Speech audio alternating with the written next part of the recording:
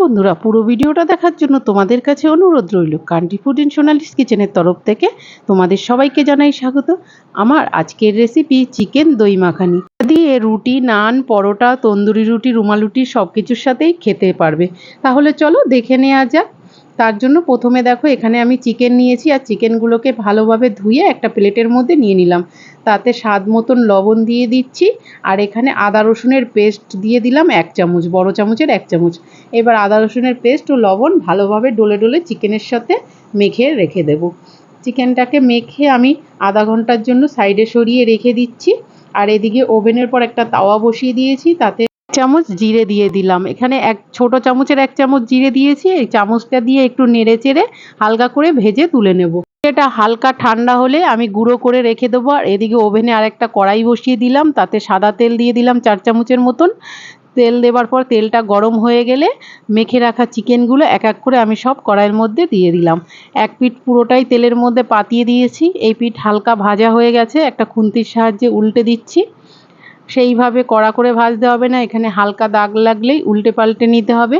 দেখো দু পিঠই আমার এখানে ভাজা হয়ে গেছে। একটা চিমনির সাহায্যে আমি তুলে নিচ্ছি এক এক পিস করে চিকেনগুলোকে।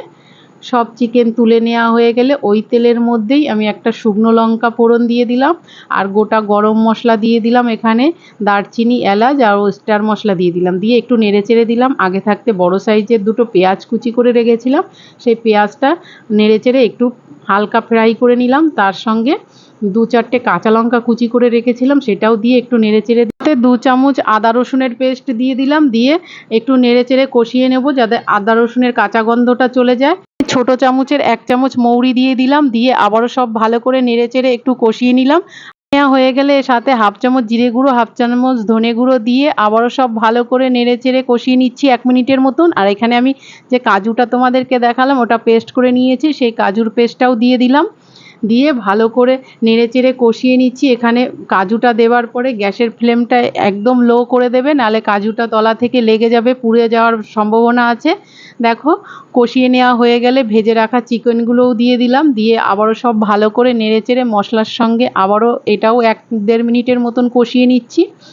এবার তাতে স্বাদ মতন লবণ দিয়ে দিলাম। যেহেতু আমি চিকেনটা মাখার সময় লবণ দিয়েছিলাম, এখানে সামান্য একটু লবণ দিলাম আবারও।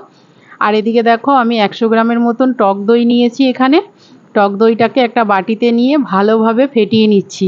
এটা প্রথমে একটু নেড়েচেড়ে নিয়েছি, তারপরে কিছুটা জল দিয়ে আবারও সব ভালো করে নেড়েচেড়ে ফেটিয়ে নিলাম। দেখো দইটা ভালোভাবে ফেটিয়ে নেওয়া হয়ে গেছে। এবার চিকেনটাও এদিকে লো মিডিয়াম আঁচে রেখে দিয়েছিলাম, ভালোভাবে মজে গেছে। দইটা চিকেনের মধ্যে দিয়ে দিলাম, দিয়ে আবারও সব ভালো করে নেড়েচেড়ে মিশিয়ে নিচ্ছি। ভালো করে এইভাবে নেড়েচেড়ে 1 মিনিটের মতন রান্না করে নেব। এবার একটা ঢাকনা দিয়ে 2-3 মিনিটের মতন ঢেকে রেখে দিয়েছিলাম। গ্যাসের ফ্লেমটা এই সময় একদম লো করে দিয়েছিলাম। 3 মিনিট হয়ে গেছে, ঢাকনাটা তুলে নিয়েছি। তুলে নিয়ে একটু নেড়েচেড়ে দিলাম।